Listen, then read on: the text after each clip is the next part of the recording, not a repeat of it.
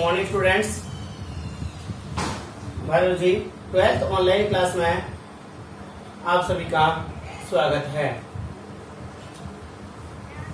Class को continue करते हैं। जो लास्ट ऑनलाइन क्लास ली थी, उस लास्ट क्लास में जो लास्ट टॉपिक चल रहा था, वो लास्ट टॉपिक अपन ने कल यहाँ तक छोड़ा था। कल की जो लास्ट क्लास थी, लास्ट क्लास में पर परागण लिखते हुए पर परागण की परिभाषा और डायग्राम के माध्यम से पर परागण को रिकॉर्डेड किया था। ये चीज पिछली लास्ट क्लास में बता दी गई थी, लेकिन एक बार इसको दोबारा रिवाइज करते हुए इस टॉपिक को कंटिन्यू करते हैं। इसलिए ही कह रहे थे कि अपने पास पर परागण क्या होता है। पर परागण से पहले अपन स्वयं परागण पढ़ चुके हैं, उसकी परिभाषा पढ़ चुके हैं, उसके अनुकूलन पढ़ चुके हैं, उनके लाभ पढ़ चुके हैं, उनकी हानि पढ़ चुके हैं। ये सब चीज स्वयं परागण में पढ़ चुके हैं।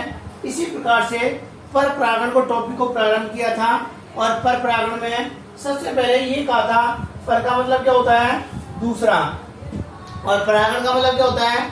परागकणों का वर्तिकाग्र तक पहुंचना। मतलब इसमें दूसरे का सिस्टम ये होता है, दूसरा शब्द इसलिए प्रयोग किया गया है क्योंकि इनमें जो परागण क्रिया होती है ना, वो हमेशा एक ही जाति के दो पादपों के बीच होती है। कितने? एक ही जाति के दो पादपों के बीच होती है, इसलिए यह दूसरा शब्द है। दूसरे शब्द से तात्पर्य क्या होता है? जब एक पादप के परागकोश से जब परागकण मुक्त होते हैं तो उसी जाति के दूसरे पादप के पुष्प की वर्तिकाग्र तक पहुंचता है, उसे अपन क्या कहते हैं? पर परागण कहते हैं। और इसकी परिभाषा अपन ने ये पढ़ी थी कि जब परागकण एक पादप के पुष्प के परागकोश से मुक्त होकर के उसी जाति के दूसरे पादप के पुष्प की वर्तिकाग्र पहुंचते हैं तो ये क्रिया पर परागण कहलाती है। इसको अपन ने क्या कहा था? इसको अपन ने पर परागण कहा था। ये तो बात होती है पर परागण की परिभाषा की। यदि पर परागण को अपन डायग्राम से स्पष्ट करें तो इसका डायग्राम क्या होता है? ये देखो, इसका डायग्राम पिछली क्लास में बना हुआ है।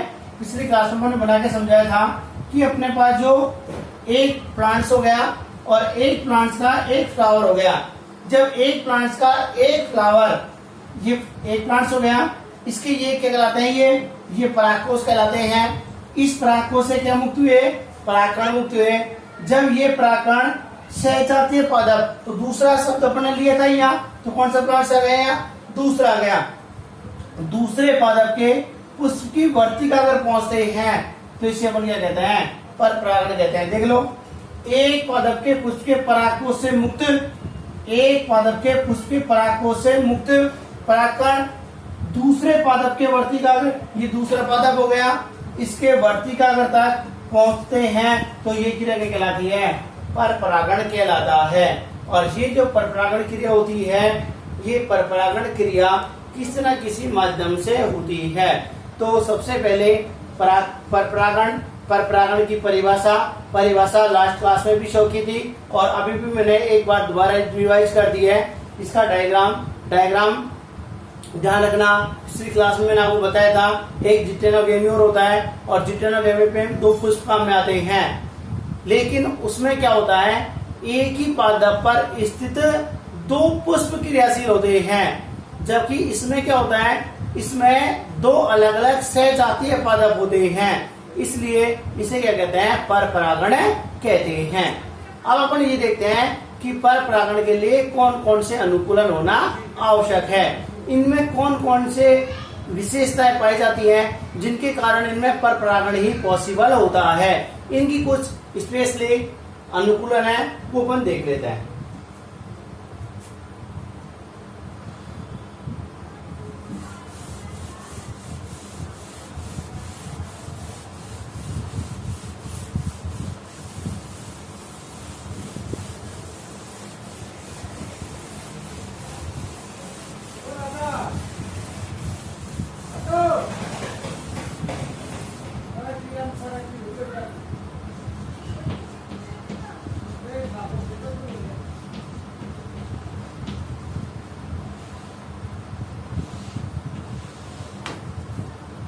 टॉपिक पर परागण के अनुकूलन।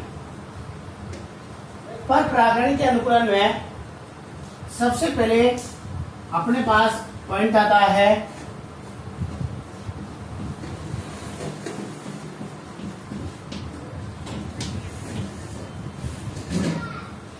एक लिंगता। एक लिंगता का मतलब क्या होता है? ऐसे पुष्प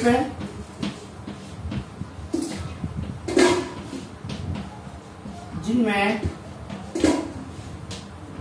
केवल एक ही जननांग या तो नर जननांग या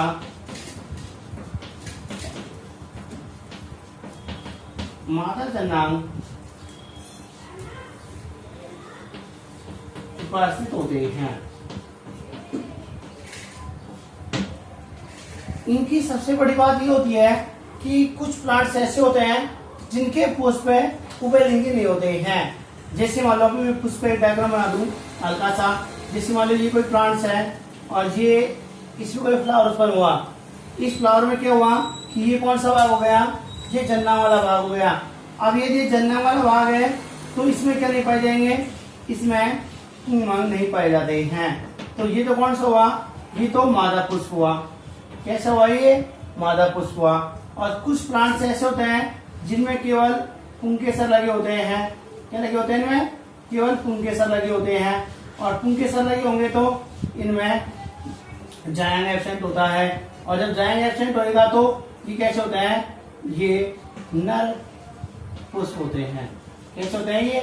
ये नर पुष्प होते हैं। आपने जनरली आपको मैं एग्जांपल बता दूं कि ये ऐसे प्लांट्स होते हैं जिनमें केवल एक ही जननांग पाया जाता है। आपने उसका नाम भी सुना होगा, पपीता। सुना इसका नाम? पपीता। पपीता नाम सुना भी होगा। और पपीता के फ्लावर आपने देखे भी होंगे। पपीता के फ्लावर को यदि नहीं देखे हो तो अब कभी आपके आसपास कोई पपीता का प्लांट्स हो और पपीता के प्लांट्स में जब फ्लावर क्रिया होती है तो उनके दोनों पुष्पों को देखना। एक पादप, कई बार ऐसे प्लांट्स होते हैं जिनमें एक पादप में पपीता आने लगती है और दूसरे पादप में पपीता नहीं आने लगती है। उसका रीजन ये होता है कि जिस पादप में पपीता आने लगती है वो कैसा होता है? वो मादा पुष्प वाला हो सकता है। क्योंकि मादा पुष्प में क्या पाया जाता है? जायांग प्रेजेंट होता है। और जायांग होता है ना, उसमें ऊपर से जो अंडाशय होता है वो ओरी किस्म बदलती है, फल में बदलती है। जबकि हो सकता है पास वाला प्लांट्स कैसा हो? नर वाला हो। तो नर वाले प्लांट्स में पुष्पन क्रिया तो होती है लेकिन उनमें निषेचन क्रिया नहीं होती है और फल का निर्माण नहीं होता है। इसलिए आपने और एक एग्जांपल बता दूं आपको। आपने मक्का देखी होगी। मक्का देखी है? मक्का का जो प्लांट्स होता है ना, वो मक्का का प्लांट्स कैसा होता है? प्लांट्स द्विलिंगी होता है। लेकिन इसके फ्लावर होते हैं ना, आपने मक्का प्लांट्स देखा होगा, ऊपर से ऐसे और नीचे जो जहां से पत्तियां लगी होती है ना, यहाँ से भुट्टा निकलता है। क्या निकलता है? ऐसे भुट्टा निकलता है। और इस भुट्टे से यहाँ से बहुत सारे आपने बाल से लगे देखे होंगे। ऐसे बाल से लगे होते हैं। बाल से ये जो आपको बाल से दिखाई दे रहे ना, ये बाल कौन से होते हैं? ये वर्तिका और वर्तिकाग्र होती हैं। जबकि ये वाला कौन सा होता है? ये नर जननांग वाला भाग होता है। तो इसमें कौन सा हुआ? ये नर जननांग हुआ। और ये कौन सा हुआ? ये मादा जननांग हुआ।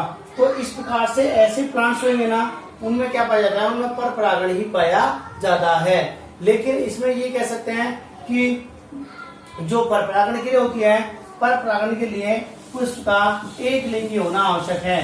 क्योंकि स्वयं परागण में पड़ा था द्विलिंगी, और जो दोनों लिंग प्रेजेंट होंगे तो उनमें स्वयं परागण की संभावना बन जाती है। इसीलिए एक लिंगता का मतलब क्या होता है? ऐसे पुष्प जिनमें केवल एक ही जननांग पाया जाता है क्या कहलाते हैं? एक लिंगी पुष्प कहलाते हैं। इनमें जो पुंकेसर या स्त्री केसर होते हैं वो एकल अवस्था में पाए जाते हैं। दूसरा जो पॉइंट आता है वो दूसरा पॉइंट आता है भिन्न काल परिपक्वता। भिन्न काल परिपक्वता, भिन्न काल परिपक्वता। और अपन ने स्वयं में क्या पढ़ा था? समकाल परिपक्वता। ध्यान में अंतर ध्यान रखिएगा। इसमें पढ़ा था अपन ने द्विलिंगता या उभयलिंगता, इसमें पढ़ा था अपन ने समकाल परिपक्वता। किसमें? स्वयं में। जबकि यहाँ क्या आता है? भिन्न काल परिपक्वता। देखो भिन्न का मतलब अलग अलग, काल का मतलब समय, परिपक्वता मतलब परिपक्व होना। जब नरजनांग व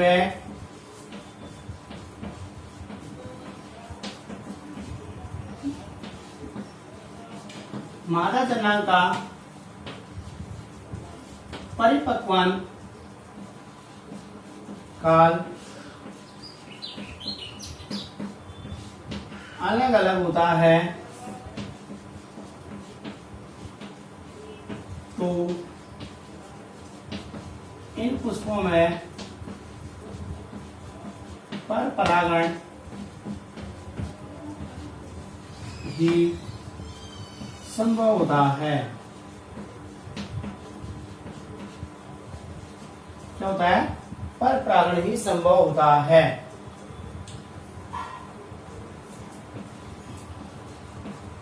या तो पुंकेसरों का परिपक्वन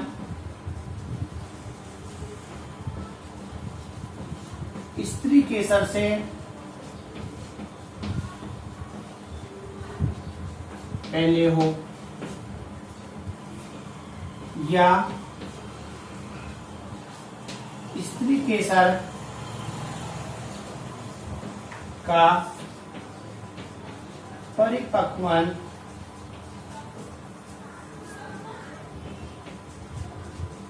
पुंकेसर से पहले हो। दो कंडीशन हो सकती है इसमें। दो कंडीशन कौन कौन सी हो सकती हैं? दो कंडीशन ये कह सकते हैं, या तो पुंकेसरों का परिपक्वन पहले हो और स्त्री केसर का परिपक्वन बाद में हो। ऐसी कंडीशन होने पर ही पर परागण होगा। यदि दोनों का परिपक्वन काल यदि समान होता है तो उनमें स्वयं परागण क्रिया संभव हो जाएगी।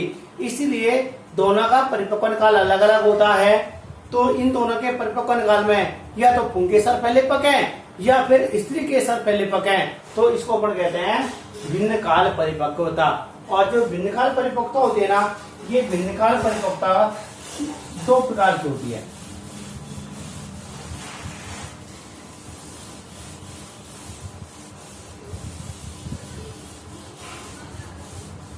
कितने प्रकार की होती है ये दो प्रकार की होती है। अपन एक तो कहते हैं उपूर्वता, क्या कहते हैं? उपूर्वता। और दूसरी कहते हैं अपन स्त्री पूर्वता। देखो पू का मतलब होता है पुंकेसर, पू का मतलब क्या होता है? पुंकेसर। और पूर्वता का मतलब पहले। स्त्री का मतलब होता है स्त्री केसर और पूर्वता का मतलब पहले। ये जो दोनों कंडीशन है ना, ये दोनों कंडीशन के आधार पर पूर्वता और स्त्री पूर्वता कहलाते हैं। देखो पुंकेसर पहले, पुंकेसर पहले का मतलब इस प्रकार के पादप जिनके पुष्पों में पुंकेसरों का परिपक्वन स्त्री केसर से पहले होता है। रखने की जरूरत नहीं है। देखो पू का मतलब पुंकेसर, पूर्वता का मतलब पहले। पुंकेसरों का परिपक्वन पहले होगा किससे? दूसरा चयन कौन सा होता है? स्त्री केसर होता है। तो ऐसे पादप जिनमें पुंकेसरों का परिपक्वन स्त्री केसर से पहले होता है, इसमें क्या लिखेंगे? इनमें पुंकेसरों का परिपक्वन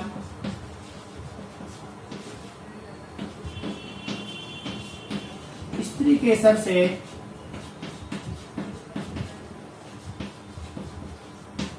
पहले होता है। एग्जाम्पल सालविया, गुड़हल, कपास, इन सब में क्या पाई जाती है? पुरुषता पाई जाती है। और जो स्त्री पुरुषता होती है, स्त्री पुरुषता मतलब क्या होता है? इनमें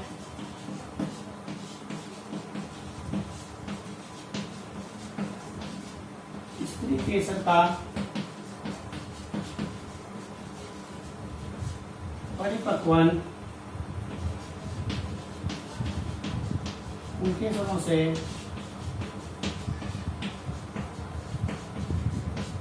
पहले होता है। एग्जाम्पल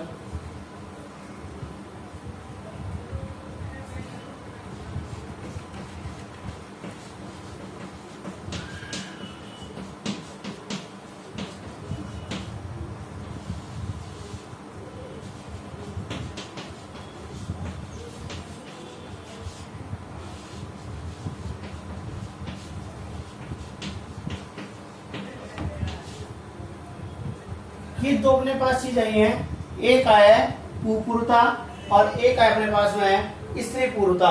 पुरुषता और जो स्त्री पुरुषता होती है, इसमें अपन ये कहते हैं कि अपने सबसे पहले कहा था कि भिन्न काल परिपक्वता वाला क्या होता है? इन दोनों का परिपक्वन काल क्या होता है? अलग अलग होता है। या तो पुंकेसर का परिपक्वन पहले हो या स्त्री केसर का परिपक्वन पहले हो।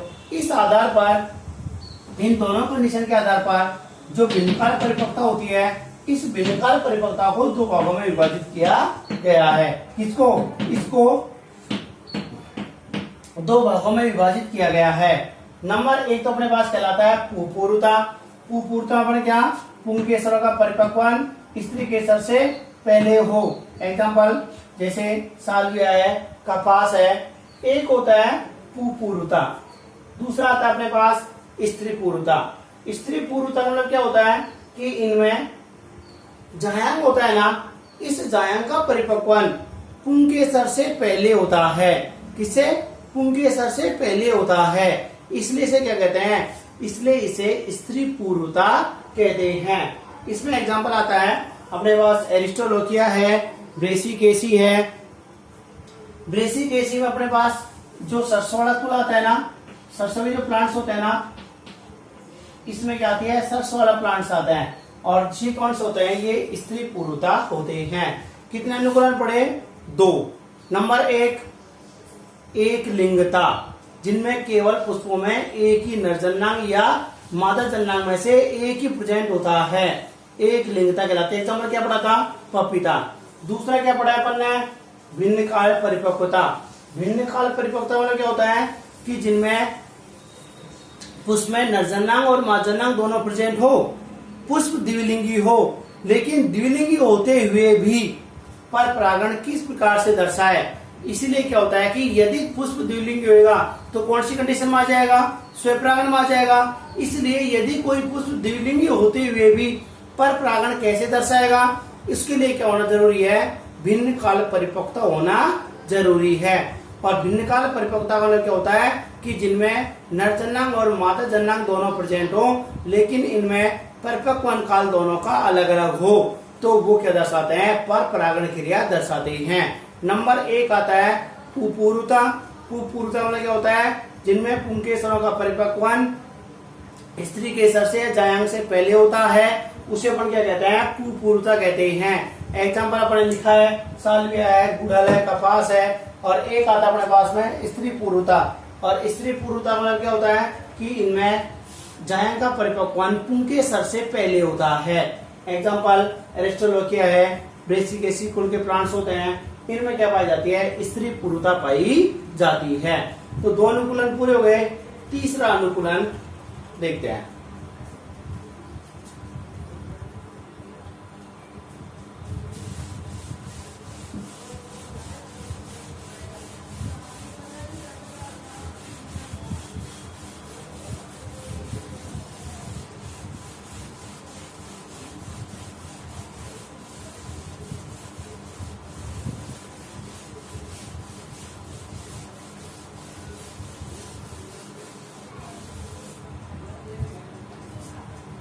तीसरा आता है अनुकूलन में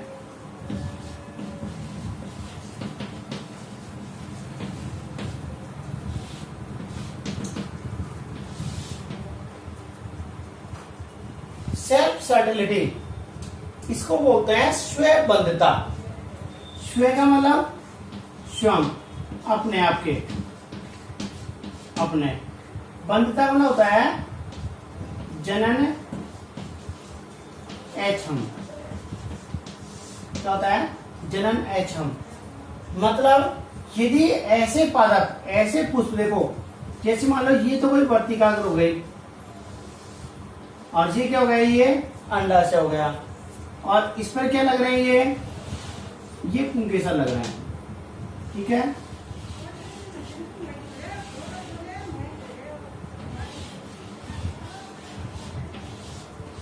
ये फ्लावर है, और इस फ्लावर में स्वबंधता का मतलब क्या होता है? स्वबंधता मतलब ये होता है कि पुष्प कैसा है, ये द्विलिंगी है, द्विलिंगी भी है, समकाल परिपक्वता भी हो सकता है, दशहरा हो। ये दोनों कंडीशन होते हुए भी ये पर परागण कैसे दर्शाएगा? कैसे दर्शाएगा ये पर परागण? इसको हम बोलते हैं सेल्फ सर्टिलिटी। इसमें क्या होता है कि इसके परागण इसकी वर्तिकाग्र पर तो आ जाते हैं, लेकिन इसके जो परागण होते हैं ना, इस स्वयं के परागण, इसी की जो वर्तिकाग्र होती है ना, इस पर अंकुरित नहीं हो पाते हैं, और इस गुण को ही क्या कहते हैं? स्वबंधता कहते हैं। जब एक पादप के पुष्प में उसी पुष्प के जो परागों से मुक्त परागण होते हैं, उसी पादप के पुष्प की वर्तिकाग्र पहुंच जाते हैं, तो वे परागकण उसी वर्तिकाग्र पर अंकुरित नहीं हो पाते हैं। इस क्रिया को अपन क्या कहते हैं? स्वबंधता कहते हैं। आगे समझ में? पुष्प कैसा है? द्विलिंगी है, हो सकता है इसका समकाल परिपक्वन भी समान हो, तो कौन सी कंडीशन में आ जाएगा? स्वपरागण में। लेकिन फिर भी इसमें स्वपरागण नहीं होता है। क्यों? परागकण होते हैं इस स्वयं की वर्तिकाग्र पर पहुंच तो जाते हैं, लेकिन ये अंकुरित नहीं हो पाते हैं, इसलिए इसे क्या कहते हैं? स्वबंधता कहते हैं।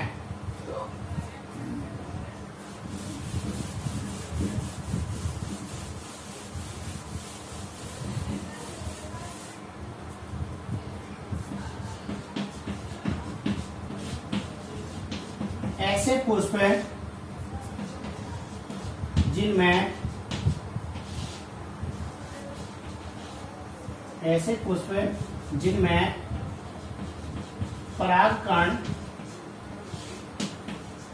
परागकोश से मुक्त होकर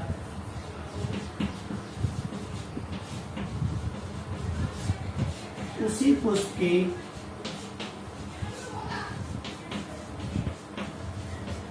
वर्तिकाग्र पर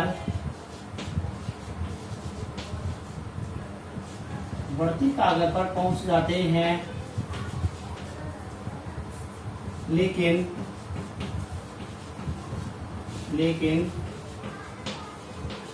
इसके बाद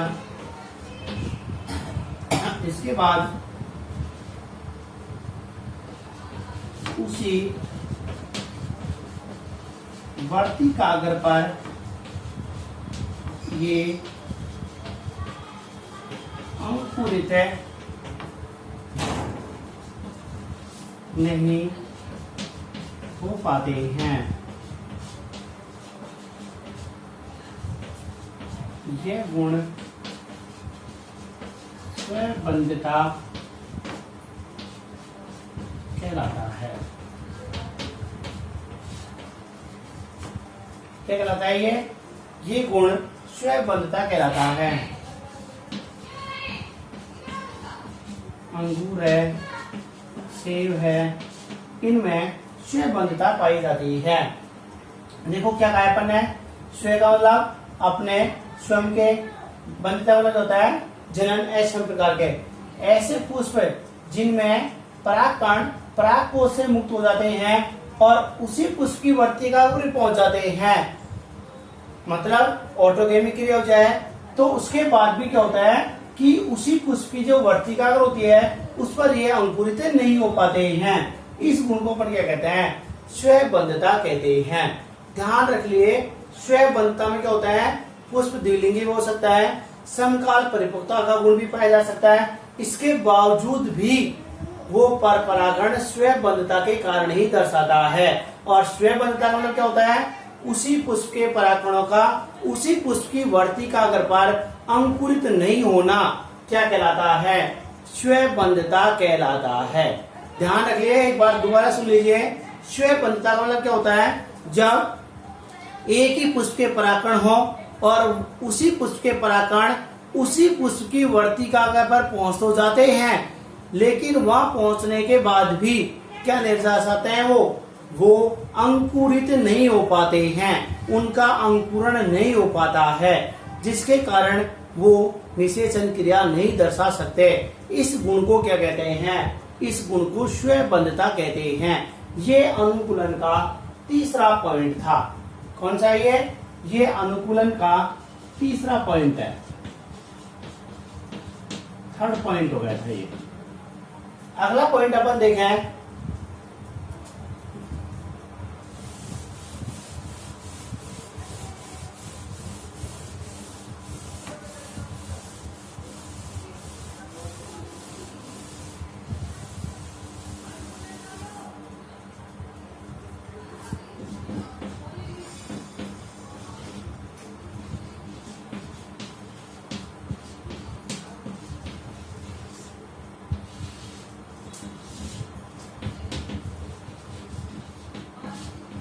इसको कई बार पूछ लेता है, क्या है?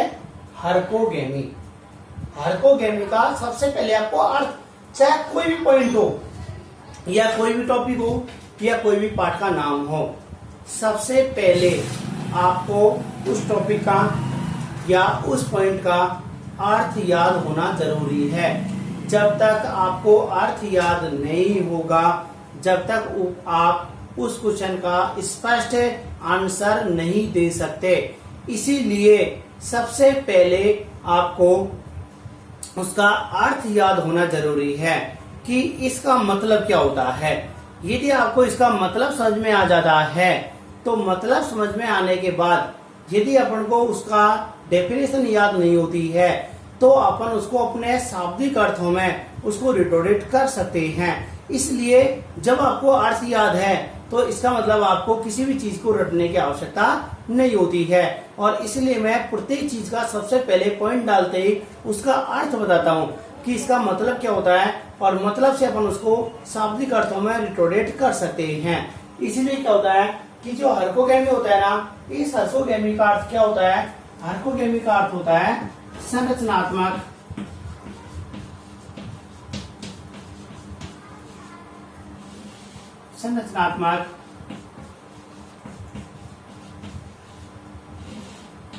प्राकृतिक अवरोध। क्या होता है? संरचनात्मक प्राकृतिक अवरोध। इस चीज को याद रखिए, बस ये सब याद रखना है। इसके बाद में इसकी परिभाषा स्वयं अपन बनाएंगे। देखो क्या है, अपने पास ये कोई वर्तिकाग्र है, वर्तिकाग्र हो गई, और किसी भी प्राकृतिक कारण से इसकी जो किंक्रिसल है ना, ये कैसे हो गए? ये अधिक लंबे हो गए। कैसे हो गए? ये अधिक लंबे हो गए। जबकि होने कौन सी चीज थी? ये डॉट डॉट डॉट डॉट ये यहाँ होने चाहिए थे, होने चाहिए थे, यहाँ होने चाहिए। लेकिन इसके बीच में जो ये उत्पन्न हुआ है ना, ये क्या है? ये प्राकृतिक बाधा है। क्या है ये प्राकृतिक बाधा है। किसी कारण से, किसी फैक्टर से इसके परागकोश अधिक लंबे हो गए, और परागकोश अधिक लंबे हो गए तो ये इसके बीच की क्या हो जाती है? दूरी बढ़ जाती है। क्या हो जाती है? दूरी बढ़ जाती है। और जैसे ही दूरी बढ़ेगी तो दूरी बढ़ने के साथ ही स्वयं परागण की संभावना कम हो जाती है। और पर परागण की संभावना बढ़ जाती है। इसको अपन क्या कहते हैं? इसको अपन कहते हैं संरचनात्मक प्राकृतिक अवरोध। संरचनात्मक प्राकृतिक अवरोध क्यों कहा? क्योंकि ये होना तो कौन सी चाहिए था? ये होना तो ऐसा चाहिए था, लेकिन ये किन्हीं भी प्राकृतिक कारणों से इसके बीच में जो डिस्टेंस आ गई ना, इसकी जो लंबाई बढ़ी है ना, ये क्या कहलाता है? इसका है प्राकृतिक अवरोध कहलाता है। और जो प्राकृतिक अवरोध उत्पन्न होता है ना, इसी क्रिया को क्या कहते हैं? हरकोगेमी कहते हैं। आया समझ में? एक बार दोबारा देख लीजिए। हरकोगेमी का मतलब क्या होता है? हरकोगेमी का मतलब होता है संरचनात्मक रूप से प्राकृतिक अवरोध। ये जो प्राकृतिक अवरोध है ना, ये कोई जरूरी नहीं है कि पुंकेसर की लंबाई से ही हो।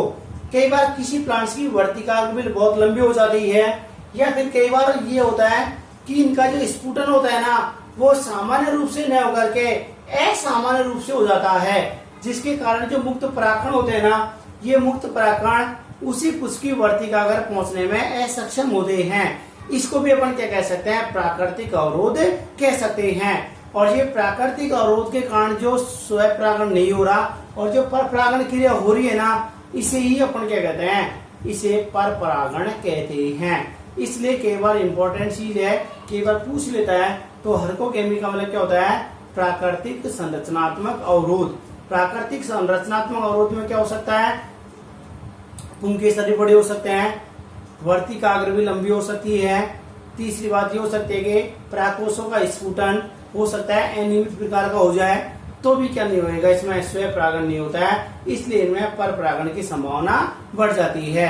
हरकोगेमी दर्शाने वाले जो प्लांट्स होते हैं, उनमें भी पर परागण ही होता है, स्वयं परागण की संभावना नहीं होती है। इसलिए आप इसको डिटोरेट करते हैं कि ये होता कैसे है। डायग्राम आपको ध्यान रखिएगा कि क्या है ये। मैं डायग्राम से आपको समझा दिया। किसी भी बुक्स में, किसी भी नोटबुक में कहीं भी आपको एक एक डायग्राम से आपको स्पष्ट नहीं किया गया होगा। मैंने आपको प्रत्येक डायग्राम के साथ में बताया कि एक लिंगता क्या होती है, भिन्नकाल प्रवृत्ता क्या होती है, हरकोगेमी क्या है, या स्वयंबद्धता क्या है। इसको अपन कहते हैं अनुकूलन।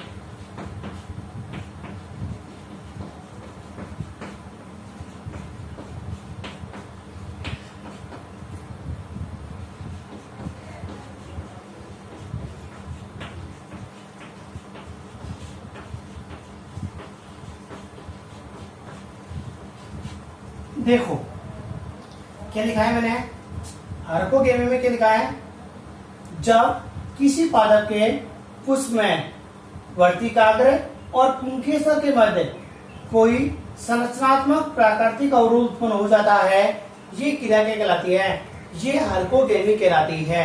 और हरकोगेमी का अपन ने अभी स्पष्ट किया था अर्थ, वो क्या था, संरचनात्मक प्राकृतिक अवरोध। ये संरचनात्मक प्राकृतिक अवरोध ही क्या कहलाता है, ये हरकोगेमी कहलाता है।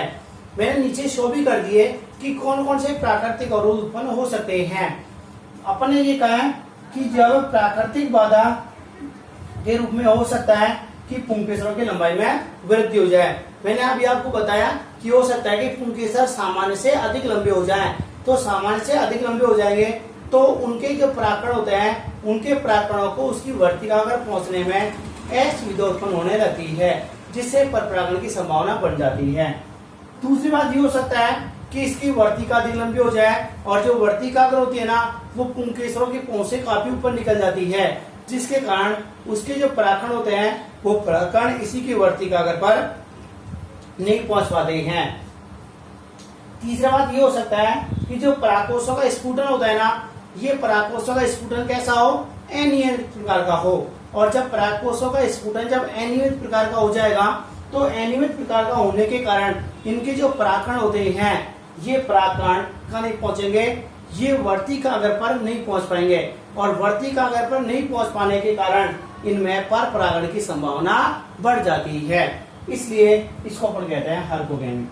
ये काफी इंपॉर्टेंट चीज है, कई बार इसको एग्जाम में भी पूछ ले गया है कि हरकोगेमी क्या है। तो यदि अपन से 1 नंबर में क्वेश्चन पूछता है, तो 1 नंबर में पूछेगा तो अपन क्या लिखेंगे कि जब वर्तिकाग्र एवं पुंकेसर के मध्य जब प्राकृतिक संरचनात्मक अवरोध उत्पन्न हो जाता है, तो क्या कहलाती है, ये हरकोगेमी कहलाता है। और हमको 2 नंबर में क्वेश्चन पूछता है तो पूरी डिटेल अपन को लिखनी है। आप डायग्राम से समझाना चाहो तो इन चीजों को डायग्राम से भी अपन रिटोडेट कर सकते हैं। ये आया था अपने पास में चौथा अनुकूलन, किसका, पर परागण का चौथा अनुकूलन अपन ने पढ़ा है। उसमें अपन ने क्या पढ़ा है, हरकोगेमी। और इसका जो लास्ट अनुकूलन पढ़ते हैं अपन,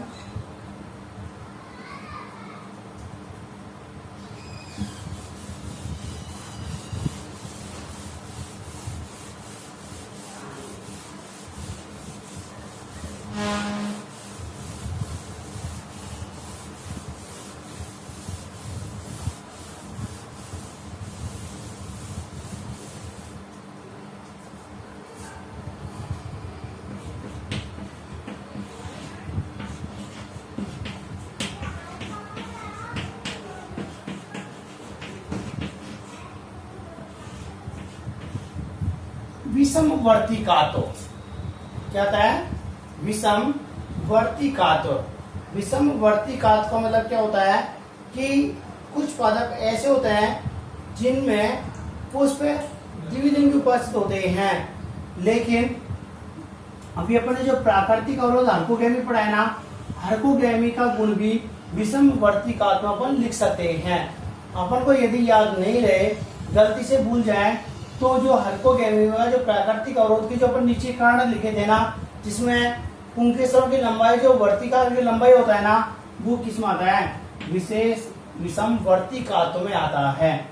देखो इस विषमवर्तिकात, विषम का मतलब अनियमित, वर्तिकात का मतलब वर्तिका की उपस्थिति। वर्तिका की जो प्रेजेंट होती है, प्रेजेंटेशन होती है, वो कैसी होती है, अनियमित प्रकार की हो जाती है। इसको अपन क्या कहते हैं, विषमवर्तिकातो कहते हैं। देखो इसमें एक चीज मैं आपको बता देता हूं, एक होता है पिनॉइड,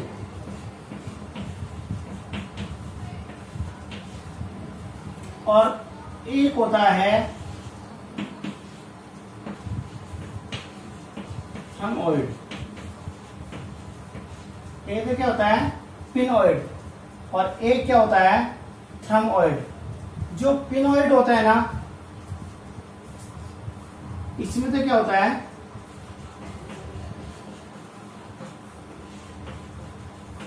वर्तिका लंबी होती है, पुंकेसर छोटे होते हैं। क्या होता है, वर्तिका होती है ना, ये तो कैसे होती है, लंबी होती है, और पुंकेसर कैसे होते हैं, छोटे होते हैं। जबकि थर्मोइड होता है ना, इसमें इसका उल्टा होता है। इसमें क्या होता है,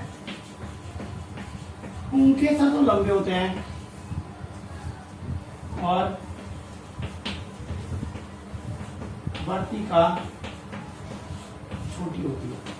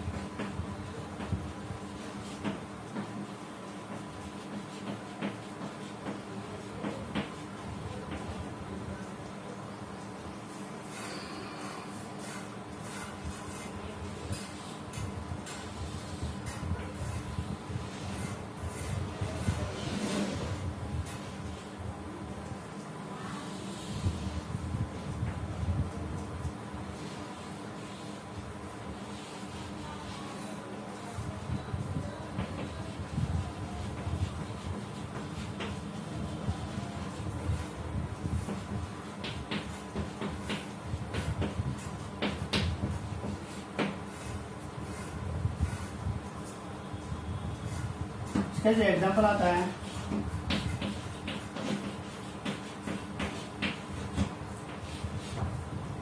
इसका एग्जाम्पल आता है प्रिमरोज। क्या आता है, प्रिमरोज।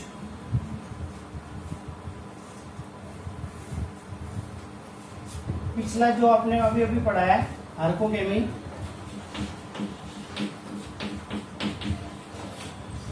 यदि हार्कोकेमी का आपने एग्जाम्पल नहीं लिखा हो तो एग्जाम्पल लिख लेना, कैरियोफ्लेसी। कैरियोफ्लेसी कुल के पादप। कैरियोफ्लेसी कुल के पादप। यदि पिछले में हार्कोकेमी में एग्जाम्पल नहीं लिखा हो तो कैरियोफ्लेसी कुल के प्लांट्स होते हैं, उनमें हार्कोकेमी पाई जाती है। और जो लास्ट अपन पढ़ रहे हैं विषमवर्तिका, तो इसमें विषमवर्तिका तो क्या होता है, जो वर्तिका होती है ना, इस वर्तिका की जो लंबाई होती है, विषमवर्तिका में क्या होता है, इसमें क्या होता है, जो वर्तिका होती है ना, इस वर्तिका की जो लंबाई होती है ना, ये लंबाई अलग अलग होती है, जिसे निम्न प्रकार दर्शाया गया है। दो प्रकार से हो सकती है, या तो वर्तिका बहुत अधिक लंबी हो जाए या वर्तिका बहुत अधिक छोटी रह जाए। कई बार क्या होता है, जब वर्तिका की लंबाई बहुत अधिक बढ़ जाती है तो पुंकेसर क्या रह जाते हैं, छोटे रह जाते हैं। इस अवस्था को क्या बोलते हैं, इसको बोलते हैं पिनॉइड। क्या बोलते हैं इसको, पिनॉइड बोलते हैं। और कई बार क्या होता है कि जब वर्तिका अगर तो बहुत छोटी रह जाती है और वर्तिका अगर छोटी रहेगी तो पुंकेसर बहुत अधिक ऊपर निकल जाते हैं, जिसके कारण कौन इस अवस्था को क्या कहते हैं, इसको अपन कहते हैं थर्मोइड। क्या कहते हैं इसे, थर्मोइड। तो इसलिए पिनॉइड और जो थर्मोइड होते हैं ना, ये किस में पाए जाते हैं, ये विषम वर्तिकात में पाए जाते हैं। कई बार अपन से पूछ लेता है कि विषम वर्तिकात में पिनॉइड और थर्मोइड क्या है, तो अपन को पिनॉइड और जो थर्मोइड है ना, ये स्पष्ट रूप से समझ में आ जाना चाहिए कि पिनॉइड का मतलब क्या होता है कि वर्तिका लंबी होती है, जिसके कारण पुंकेसर छोटे रह जाते हैं। और जो थर्मोइड होता है ना, थर्मोइड का मतलब क्या होता है, इसमें वर्तिका अगर बहुत अधिक छोटी रह जाती है और वर्तिका अगर जब बहुत अधिक छोटी रह जाती है तो पुंकेसर बहुत अधिक ऊपर निकल जाते हैं। इसको अपन क्या कहते हैं, इसको अपन थर्मोइड कहते हैं। इसका एग्जांपल आपने लिखा है प्रिमरोज। आगे समझ में ये कहलाते हैं इसके अनुकूलन। मैं एक बार 500 के नाम लिख करके उनके एक एक एग्जांपल लिख देता हूं, आपको शॉर्ट में समझ में भी आ जाएगा।